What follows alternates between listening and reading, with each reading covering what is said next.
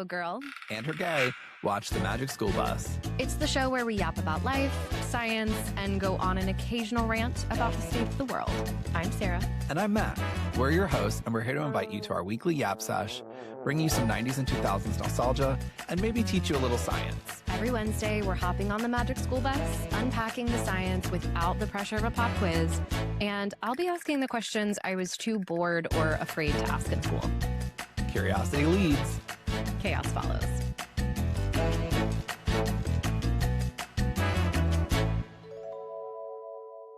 Hi, everybody. Welcome back to another episode of A Girl and Her Gay Watch the Magic School Bus. Today, we're going to be talking about Season 1, Episode 2, Magic School Bus for Lunch. And Sarah, if it's all right with you, I've been thinking about some things. So Talk to me. So not when this episode's coming out, but right now we are sort of starting to experience our first little touch of fall. And as you're well aware, winter's not a great time for me. No. But I have a lot of friends who really dread the fall because of the transition and the impending winter. It's me. I am a lot of friend. There's others, one or two.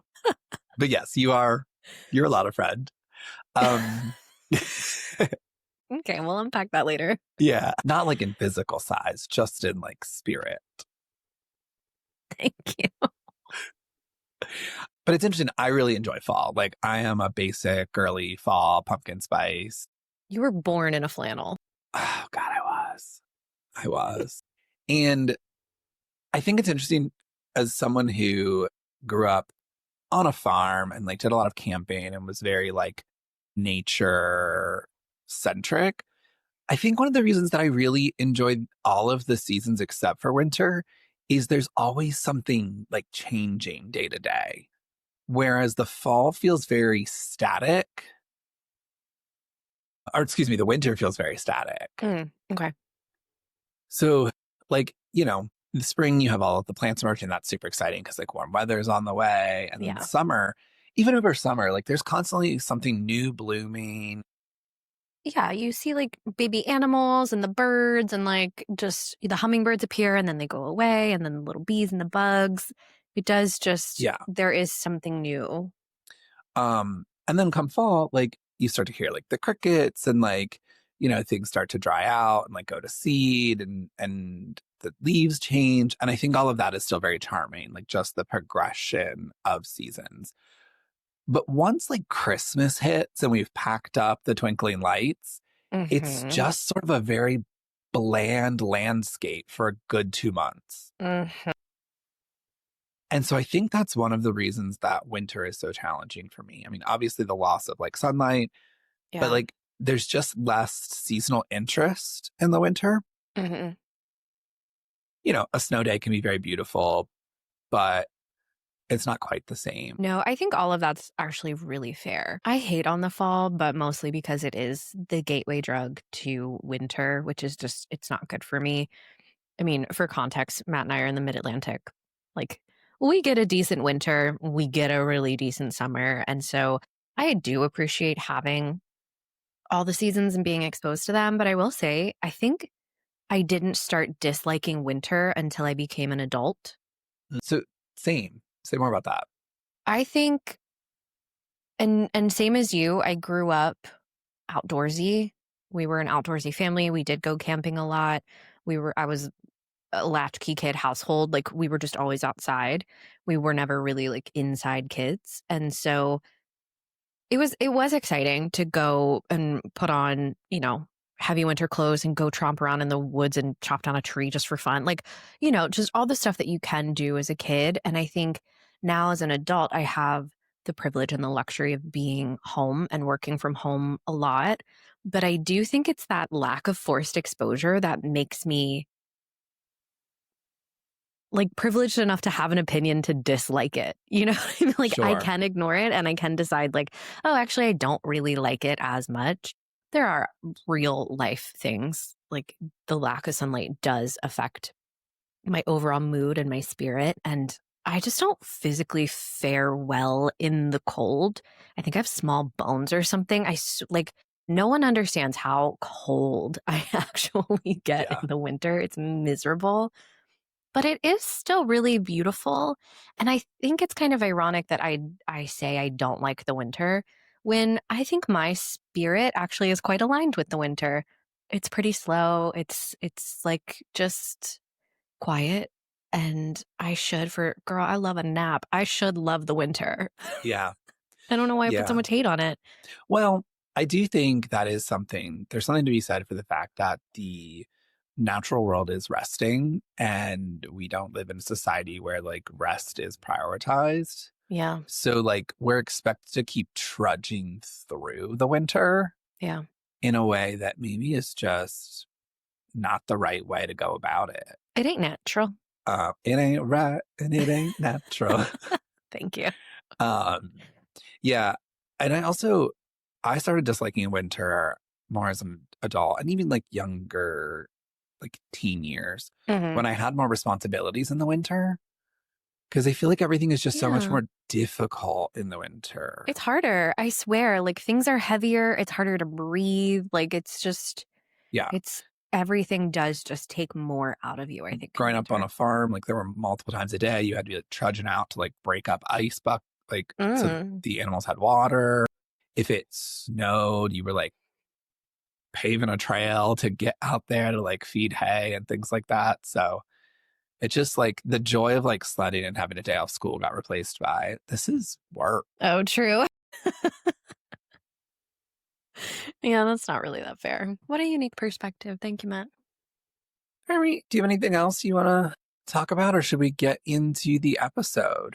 Girl, let's get into it. This one was disturbing. Yeah. What's Off-putting. it was off-putting.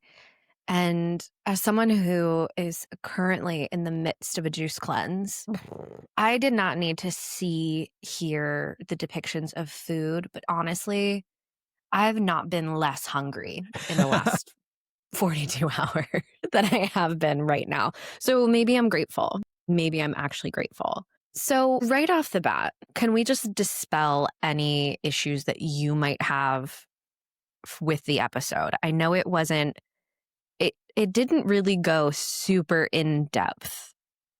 And as we heard on the end of the episode call, there were some issues with how even just those basic functions were portrayed. So I'm a little confused by the writing, as I fear I will continue to be. But is there anything Mhm. right off the bat that you're like, I need to clarify this? Yeah, I mean, it was very surface level, right? Hmm. So I don't necessarily have any major gripes. I just was kind of like, ew, the whole time. Okay. Can I tell you the thing that I was most ew about? Yeah, I fear we may be on the same page here. I think the most upsetting thing that I was shown to me during this episode was the multitude of sphincters. And we Okay. didn't even see the main one for Well, clarity. We and stopped at the middle of the large intestine. there's two of them down there. Right. We missed two of them. And they showed us multiple. So I kind of want to talk about that for a minute. I didn't realize there was so many trapdoors. Also, I don't understand what happens. I'll say it like this. Where does tongue end? And how? It's a great question. Okay. I mean, I think it's sort of the same as like when did, is butt legs? Is butt legs. Yeah. Yeah. Okay. Not to like, steal trademarked catchphrases from Hank Green, but like, We're nothing if not a knockoff. yeah. You do say butt is legs. Oh my God, Danny Yeah, DeVito, I love your work. I think it's to sort of, Hank Green. it blends, right? Like it Okay. just attaches back there. I mean, all right. What is it that, attached to? Is it the esophagus? It just sort of like tapers down into and the texture just changes? Yeah. Yeah. Mhm. And do we have a specific, I feel like when we started talking about quantum mechanics during our solar system episode, I learned that scientists love to name every tiny little thing. I feel like that part deserves its own name, where, not to knock off Britney Spears, but like, no longer a girl, not yet a woman, no longer a tongue, not yet esophagus. Yeah. I mean, I'm certain that they have a dividing line. Hey, Matt from the future here. So did a little research about where the tongue ends and the esophagus begins. The tongue attaches at the back of the throat to the hyoid bone. And from there, the esophagus begins. So while the tissues do sort of blend together somewhat, there is a specific attachment point for the tongue, and it's called the hyoid bone. But like, your tongue stops becoming free moving once you get far enough back there. Yeah. Okay. It's like attached to the bottom and sides. Things I've never thought about, but do actually make sense. Okay. We'll categorize that way. Ugh. Yeah. I don't like this episode. Yeah. This episode was kind of gross. Yeah. The part that offended me was not the sphincters, actually. Yeah, okay. Didn't love them. Didn't know. Good to know. No, for me, it was the poop. Okay. And very specifically, like, I was immediately mortified when the bus was sort of like cockeyed on the wall in piles of poop. Yeah, like it just sort of got smushed in there like a bad clay project. Driving down the colon and having like poop splashes coming off the tires. Someone chose to draw that.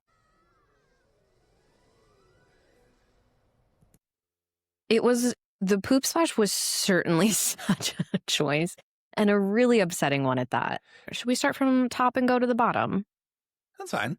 Okay. So I get a bottom up approach. I get chewing. Yeah. Mastication. We love to see it. Yep.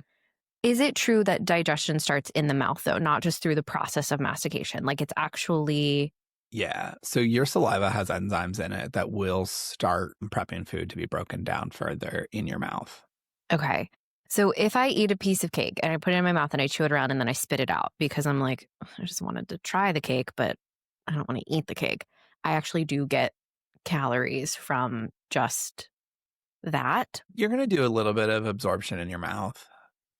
Okay. I mean, that's why people that like use like oral tobacco products and things like that, like the nicotine gets absorbed. Oh, yeah. Through the mouth. Straight to the blood. Mm-hmm. Crazy. So we chew, we swallow. We've figured out the tongue. We've talked about it. Yeah. Esophagus. Yeah. Yeah. Well, go ahead and ask your question. I just want to use a word that I like. No, to talk use about it. The motion. I can't wait. So yeah, the motion of the like food down the esophagus through smooth muscle contraction is called peristalsis. Ooh. And I just like that word. Peristalsis. Yeah. What? I don't know what that means. So it's just the like gentle contractions that your like throat does on its own, right? So you choose to swallow physically, but like that tube's long. Like non-conscious muscle contraction takes over it at a certain point, right? Mm-hmm. And so your body just keeps pushing it down until it gets into the stomach. And actually that happens the whole way through the digestive system, right? Like we don't have to think about digesting it. Does. No. Okay. So we've swallowed, we're going down the esophagus, and the only job of the esophagus is just to get it from mouth to stomach. Yeah, pretty much. It seems like such an intricate piece of kit when it could just fall. I don't know why we needed... Because it wouldn't. Oh. Like, yeah. I mean, well, like, we haven't always been upright animals, right? So... Ooh. Yeah. So when we were, more horizontally aligned, you need to move it because otherwise it's just going to like sit. Okay. No, this makes total sense. Yeah. God. So egocentric. Everything's about me. Like it could just fall. It could just fall. Interesting. Okay. So now we're in the stomach. I think we have a Mhm. lot of myths that we learned from a young age about the stomach. We learned that it takes 7 years for gum to Yeah, digest, that's false. or And I actually really didn't appreciate in this episode, they sort of like push that narrative. it kind of seemed crazy to me. Okay, Yeah. thank you. So they actually did fully. Like the trope was, oh, he swallowed a piece of gum. Let's go follow it. And then they're like, oh, the gum doesn't dissolve in the stomach acid. And the gum gets pushed through the small intestine. And then there they were in the large intestine. She was darn near the end of the journey. Yeah. And she still just has this totally circular, chewed up ball of gum. Yeah. So there are things that won't digest, obviously, and And I want to talk about those. you would excrete them whole. Corn. Well, corn's a little bit misunderstood, Oh, let's talk but about it. gum will break down. Yeah, so corn is interesting, actually. It's the seed casing that doesn't break down. Right, right. And so it's not the actual like internal of the corn that gets broken down and absorbed, but the seed casing does not. Hmm. Which sort of makes sense, right? Like if you are a seed that matures in the fall and then you have to go through like freeze thaw cycles and survive the elements until spring, Mm-hmm. you can't have a weak seed casing. I hate a weak seed casing. And so like, and that's sort of the thing between like behind like fiber too, right? Like the big difference between whole wheat and don't laugh at me, whole wheat and like white bread is that it's the full wheat. So it has the seed casing, like some of the other bits that would normally get stripped away to make white bread. And so that increases the fiber amount because that's non-digestible. Can we clarify the difference between material. soluble and insoluble fiber? We can. Will we? This is one that I know it and I always forget. But basically, does it dissolve in water or not? Okay. So soluble will dissolve in water and will absorb water. So like in the case of soluble fiber, it adds water to your poop Oh, because it'll absorb water. okay. And insoluble fibers don't dissolve and therefore more of like will brush your colon to like help keep the sides clean. It's like the chimney sweep of the digestive tract. Okay. Yeah. So, and there's been some interesting research done that I don't know the full extent of, but like there's different types of insoluble fiber, right? So, like, for example, the types of fiber on the outside of grains versus like lettuce, right? You can imagine that like structurally they're a little bit different. And like, do they brush versus kind of scrape? And like, can that create some irritation if you're like having too much of one type of fiber? Right. And in the United States, mostly we don't get enough fiber. Yeah. But you can overdo fiber also. What happened? Like, it's just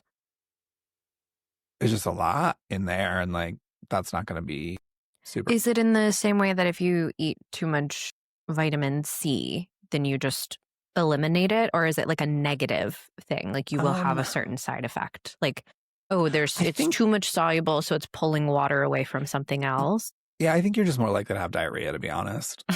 I mean, that's not good. Which is not a fun time or necessarily a good thing. No, and I mean, it's very dehydrating.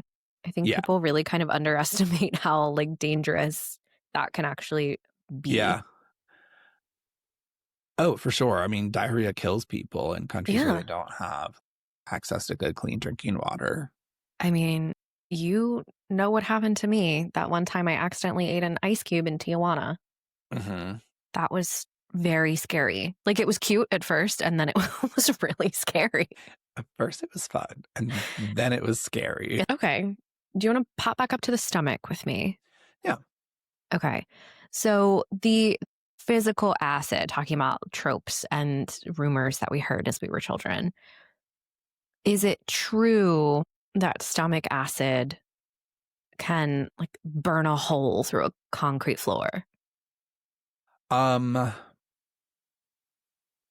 Great question. I don't know about a concrete floor, but stomach acid is quite strong. Mhm. It is a pretty strong acid. And is why, like, if you have acid reflux, it can be a very damaging and upsetting condition because the acid is getting in places where it's not intended to be, Mhm. which can be very hard on your tissues that aren't protected against that. I had a very dear great grandmother who had such terrible and undiagnosed acid reflux that her entire esophagus became scar tissue and her entire esophagus closed. It Mm-hmm. was very, very awful, just insane. Yeah. So I forget what the pH is, but I want to say it's like 2. Like it's pretty low. Okay. And for reference, the pH scale only goes down to 1. Right. Okay. Thank you. That seems crazy to just, and how much of it is there in our bodies on any given minute? Oh, that's a great question. I don't know. Because sometimes that I think about that when I drink a lot of water or anything really, I get this visual of like diluting my stomach acid. And like, can you eat or drink so much in one sitting that like your stomach acid becomes diluted and rendered not as efficient, I guess? Um, Hey, Matt from the future again. A little more context around the stomach. So, stomach acid actually ranges anywhere between 1.5 to 3.5 on the pH scale, and can drop as low as zero point 0.8. Our bodies have about 200 to 100 milliliters of stomach acid at any given time, but it can produce up to 1.5 to 4 liters on any given day. And it does adjust the amount of acid needed based on the conditions of your stomach and what it's digesting and how much you've had to eat or drink that day. I imagine you could, but your body is pretty resilient about like adjusting for that. I also imagine that your stomach acid is probably more of a buffer solution, which a buffer solution is a solution that like if you add acid or base to it, it can like correct for that. Mm, Um so that's basic cool. yeah, so basically it has in addition to the like so that makes the acid, it has what are called conjugate salts, and they'll either bind with excess hydrogen or excess hydroxide, Mm, which is the main parts of the molecule that make it an acid or a base, to neutralize them. And hmm. so then it'll help maintain the pH. Um, but yeah, so yeah, stomach acid is normally like 1 to 3 pH, but like a Coke, for example, is a pH of like 2.3 to 2.8, Uh, quite acidic. Yeah. Um, so our body, My teeth just got fuzzy thinking about Coke. yeah, our bodies are an acid preferential system. Oh, Um, strong flesh bags we are. yeah, so a lot of our buffer systems are meant for more acidic conditions, and they can manage those more easily. Okay. Also, something they don't really show in the stomach is like your stomach is like they sort of show it like sloshing around, but your stomach also has smooth muscle and like does sort of churn to keep things mixed up. Hmm. Okay. Yeah, I feel like every image of a stomach I've seen, illustration rather, it's just that sort of sideways, bag. And it has Mhm. that line of here's acid and here's what? Just space? Yeah, gas. So, oh, okay. Speaking of, I want to ask you about burping Yeah. because I don't really understand it. I'm not a big burper. Mhm. I know people who are. Is it just that they swallow too much air? What's going on? So it can be a variety of things. I think like the most common that people are familiar with is like you drink a Coke and like the carbonation hits you funny and you burp it up. Hmm. But the production, not production, the breakdown of foods Hmm. can produce gas byproducts. So like certain foods can truly make you gassy, right? And if that happens, depending on how far along in the digestive system that gas is produced, it's going to go one way or the other. Sure. Makes sense. Okay. No, I guess I didn't never really thought of gas being created as a byproduct Yeah. of digestion. most of the lower digestive system gas comes from bacteria that live in your Right. digestive system and assist with digestion. Talking about eating too much. Mm-hmm. Is it true or a myth that your stomach actually stretches in any sort of permanent way if you are a consistent overeater? I believe that's true. I have not, I don't know that I've for sure fact checked that, but I believe that's true that your stomach can stretch. Hey, Matt from the future again. So, a little bit more about your stomach shrinking and expanding. Your stomach can expand to compensate for overly large meals. It cannot permanently shrink, and it's rare for it to permanently expand. It can permanently expand with prolonged overeating, and it will not shrink back after that. But most often, the stomach does expand and contract to accommodate the size of your meal, but generally sticks around at a consistent size. Can we talk about enzymes? Yes, I was hoping you would ask about Okay. enzymes. I don't know what question I have about them, but I know that they exist. It's just There's some enzymes, question mark? enzymes. There's a lot of new synthetic enzymes that people are taking for health reasons. I know, is it the enzyme in pineapple that eats your mouth while you're eating it? Yeah. What are they? How do they aid in digestion? What's up? Tell me more. So enzymes are a specialized type of protein, right? So your body produces them. The thing about enzymes is they all have very specific functions. And typically their role is to catalyze chemical reactions. So Okay. to speed up chemical reactions. So in your digestive system, there are going to be enzymes that are specialized to break down particular types of bonds. Right. So not all of these necessarily are happening in the stomach or in the large intestine. Mm-hmm. No, small intestine, sorry. And actually, that's something that they didn't really get right, is that a lot of the enzymatic activity happens in your small intestine. Oh. Because enzymes need a particular pH to function often, and the gut is way too acidic for a lot of enzymes. Okay. So I've heard a lot of anti-health influencers be like, stop taking these oral enzymes because they're not being digested properly. Like your stomach is just killing them. Yeah. Yeah. So there's been like conversation here lately about like prebiotic foods versus Right. like a probiotic. And Pro, pre, and post. We have yeah, all the biotics. all the biotics. Those are the kinds of things I would recommend, like consulting with your doctor on. We're never going to get a sponsorship, but don't buy them on the TikTok shop. I'm tired of like $40 things that you need to buy every month that are supposedly going to make you healthy. They're Revolutionize your not. health. Like, Yeah. stop. Like, eat a vegetable. You're doing great, sweetie. Like, you'll be just fine.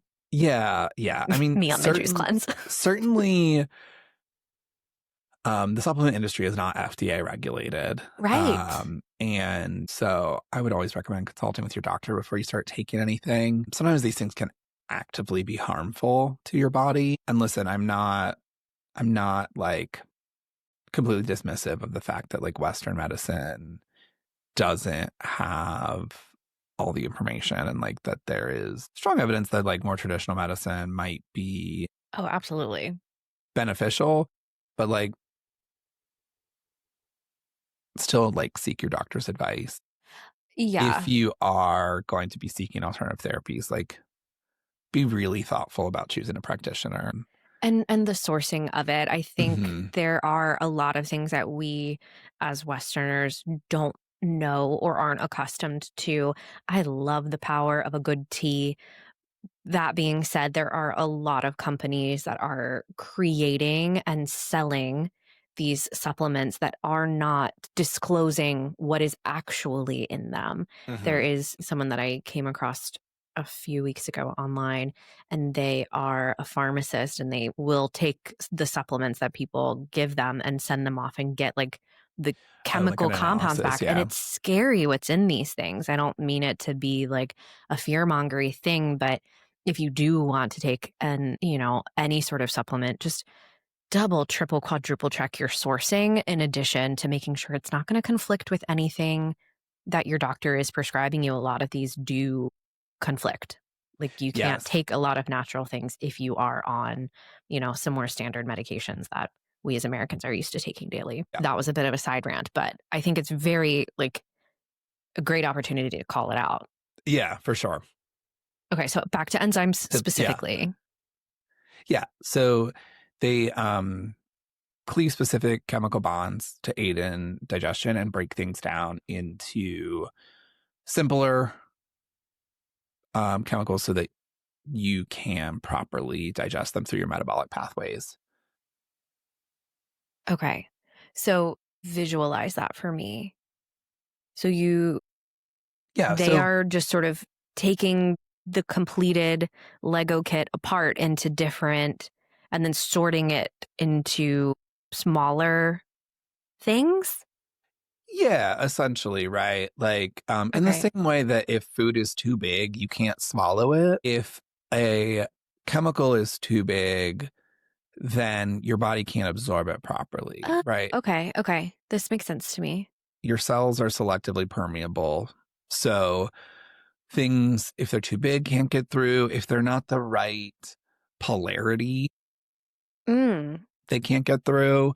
So your body has to use those enzymes um, to properly like get them so that they're in a way functional for what we need. A great example of this is like, and I don't know if this actually happens in the intestine or if this is like on a cellular level, but like fruit sugar is fructose.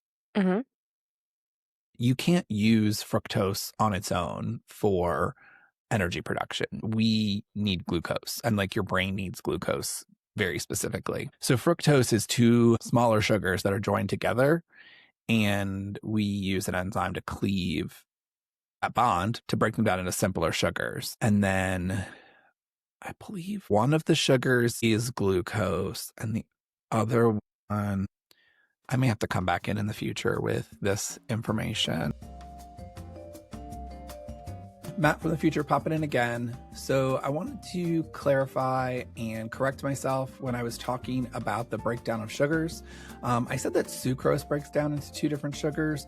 What I actually had intended to say and realized upon further research and recollection was that sucrose is a sugar that is broken down into two different sugars. So sucrose is commonly found as the sugar you eat. It's used to sweeten all sorts of things from soda to candies, and it is composed of a glucose and a fructose molecule. That fructose molecule will then go further down more complex metabolic pathways to be broken down or converted into glucose. So I was on the right track there, but a little off. So again, that's sucrose is going to break down into two separate sugar molecules, a glucose and a fructose.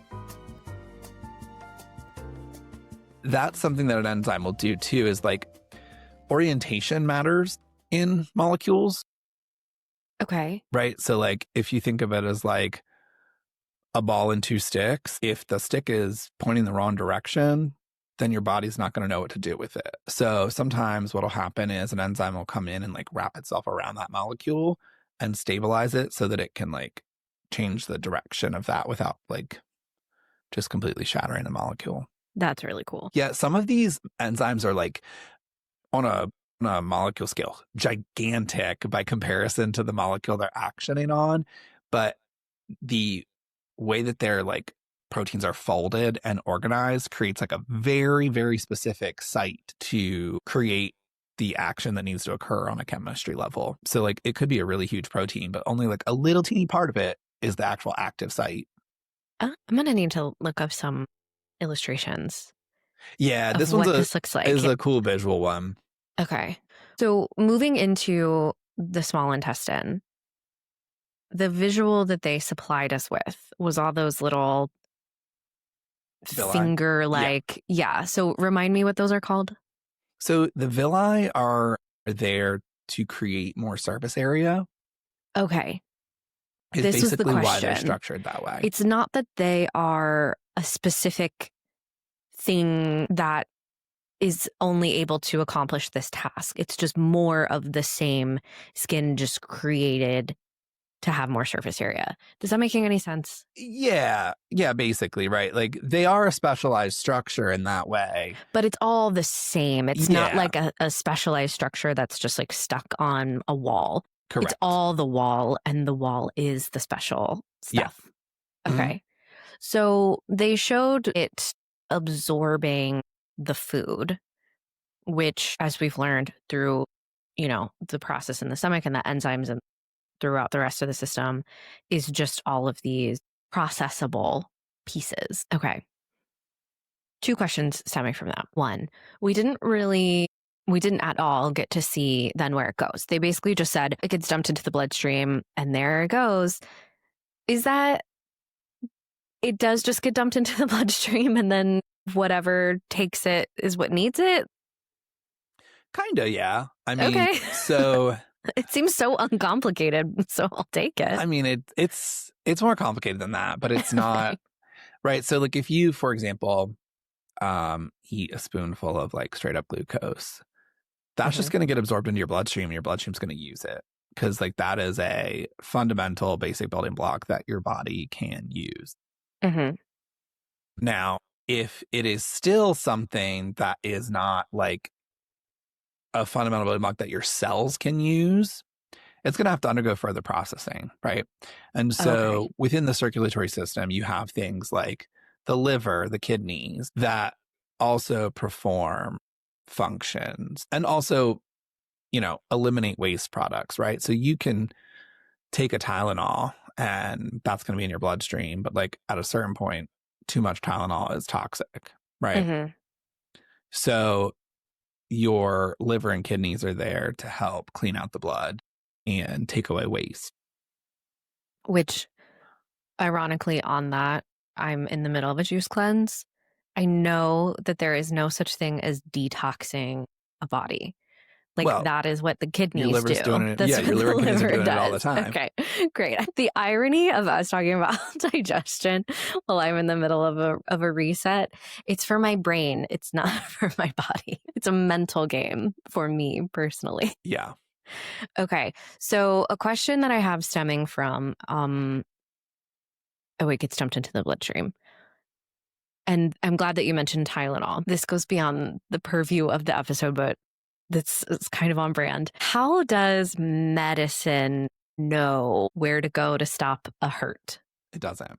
It's just everywhere. It's just everywhere. And you Yeah. mean to tell me that this much ibuprofen, not for me, but like, but you know what I mean? You take 2 Tylenol and it's enough of it everywhere for, Yeah. a mild to moderate pain to be alleviated? Yeah. So it dulls your pain everywhere. Okay. Now, there are certain receptors that it can act on, but it is just going to be at a net concentration everywhere and then find those receptors. And by find, I mean accidentally bump into. Right. It's so, I don't know.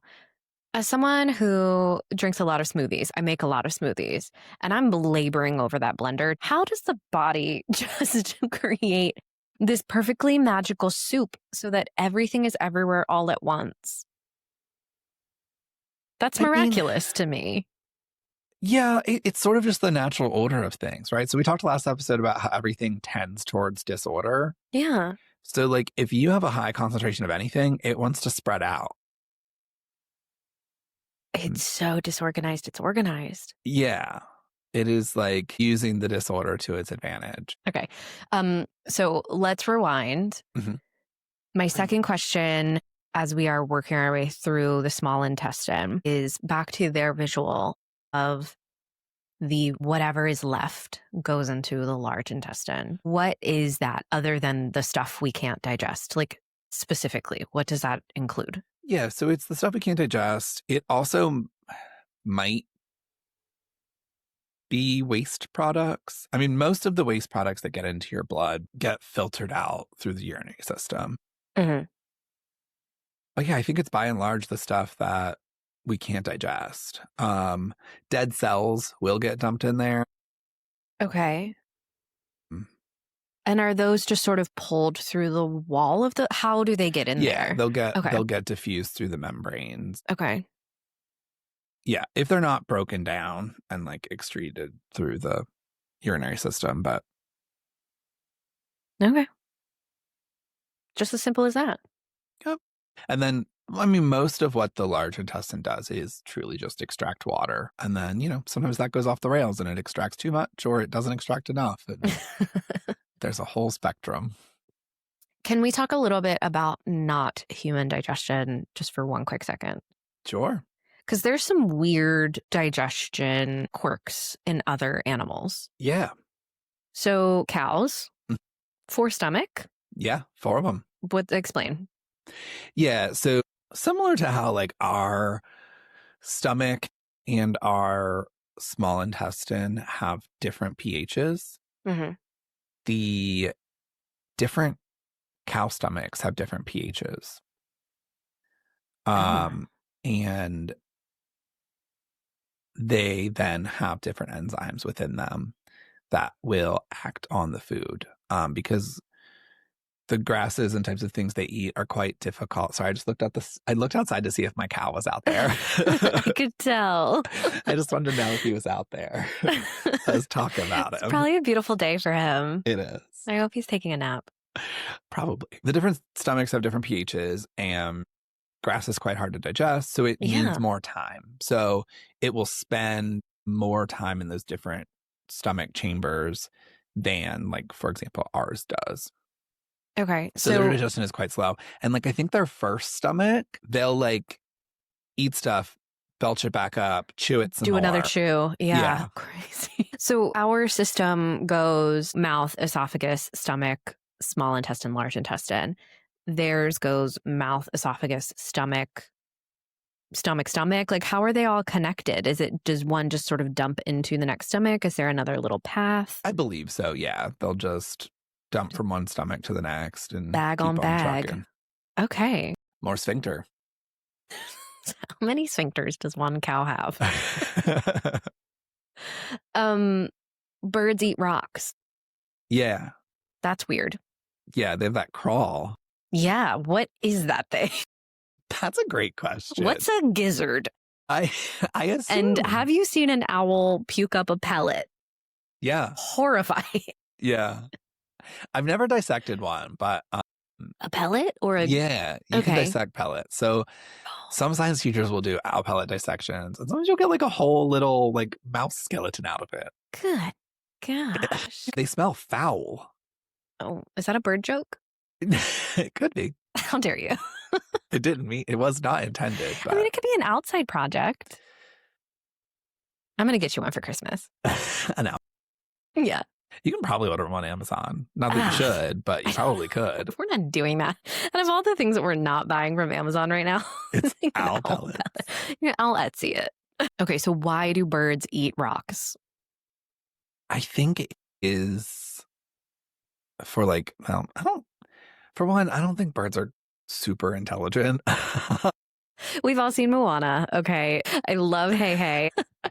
But I do think in the crawl, like having some like rocks in there helps with like breaking down things, right? So like in my understanding, like there's a lot of like grains and stuff that will sit in that little pouch, and I think like there needs to be some further mechanical breakdown or like fermentation before it moves onto the stomach. Interesting. But that's one I'll have to double check also. Okay. And then the speed, I guess we can go back to humans, but I kind of want to ask this about other animals anyway. So different animals digest things differently. Like a sloth can take weeks to digest one single leaf. Yeah. And then they obviously move very slow. And that makes sense to me, right? Like if you're not getting in a lot of calorie, then you're not putting out a lot of calorie. Is that consistent throughout, or are there any like weird animal anomalies that you want to share with us? None that I'm aware of, but I think it also depends on what they eat, right?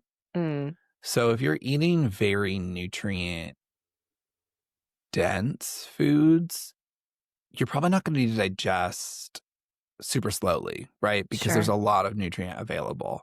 But if you're eating leaves and Right. they're not super nutrient dense, you're going to want to keep that in your digestive system for quite some time to ensure that you are pulling as much nutrients out of it as you can, right? And so, like, if the food that you eat, the chemical bonds are hard to break down, then it's going to take more time for those reactions to occur. So I think it's going to, body size is going to be a function, right? Just how far does it physically have to travel, but also what kinds of foods are in the diet and how long does it take to extract those nutrients? All right. I'm done with questions. Do you want to play a game? Bring up that Mashoscope 5000. Here we go. I don't know who we're going to do today. No, We it's didn't a have a really, special guest, yeah, we didn't have a special guest. I mean, and we won't every time. okay. Um, so I All do right. feel that Arnold was sort of main character energy Arnold today. definitely was the main character today, without a doubt. So this match is going to be for Arnold. Yep. So obviously, he has like a big crush on, I don't know their names. The girl that he was chewing the gum for. Yeah. Who is that? That is. Is that Susie? I don't know is who Susie is is, but Sarah Susie? no, I'm honestly ashamed. You should Dorothy, be ashamed. Dorothy Ann, Keisha. Who is she? I'll be honest, I kind of find her annoying. And I think that's why I don't remember her name, which Here- I maybe need to be introspective about because she's just a bold personality. Wanda? Wanda. No. Wanda is at my old school, we never used to get digested. I feel like you're gaslighting me. Uh, It's Wanda. Gaslight Gatekeep Girl Boss. Okay. We're going to go with Wanda. I feel like he had kind of a crush on her this episode. He did, He yeah. had a full-on dream about how she was so impressed that he ate all those olives. Okay, who else? Sarah Michelle Gellar. I mean, he could never pull Sarah Michelle Gellar. Yeah. I've been rewatching Buffy, and by rewatching, I mean watching most of it for the first time because I only saw like bits and pieces. That's true. That's fair. Okay, Sarah Michelle Gellar.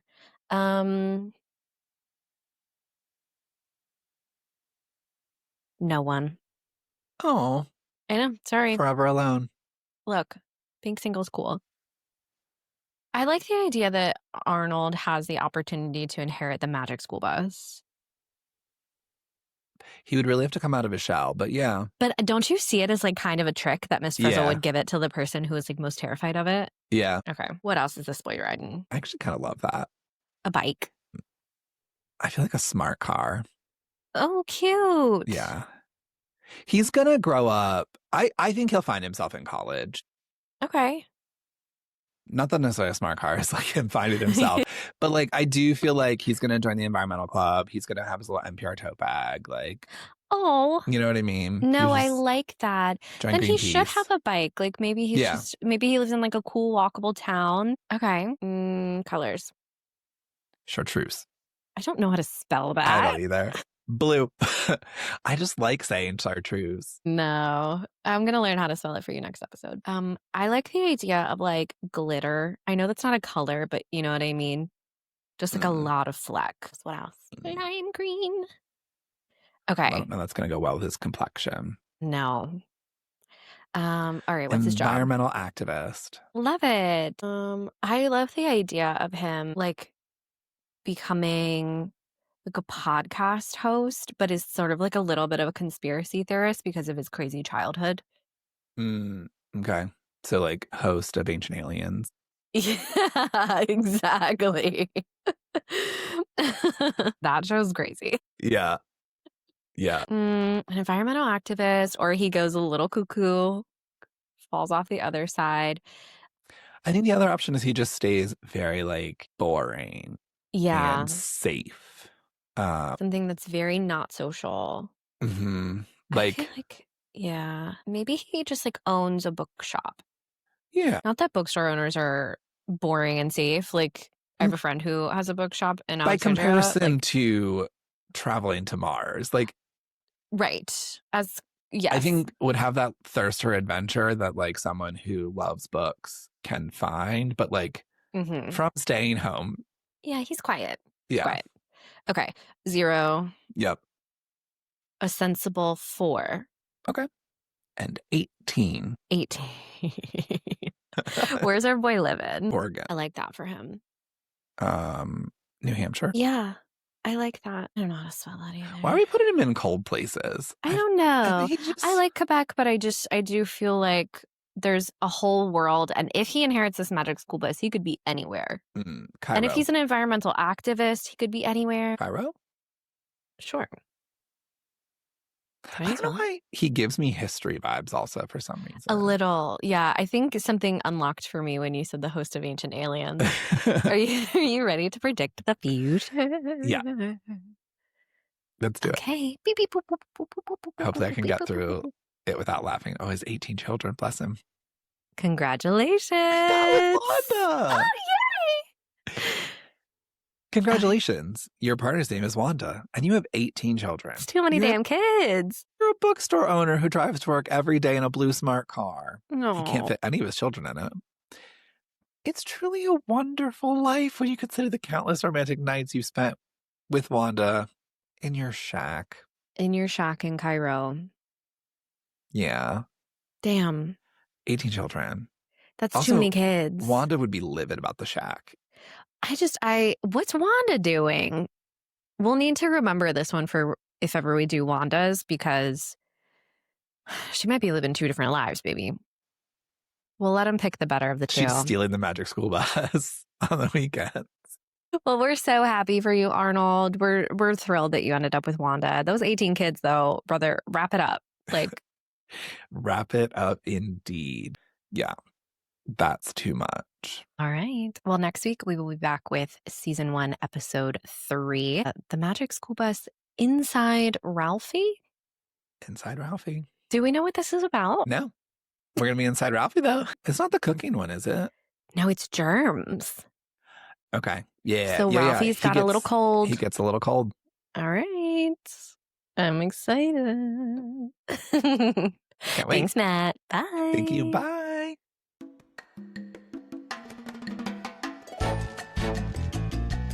Well, that's a wrap on our Yap session for this week. If you enjoyed the episode, subscribe and share. We can be found on Instagram and TikTok at A Girl and Her Gay Watch, and on Blue Sky at The Girl and Her Gay Pod.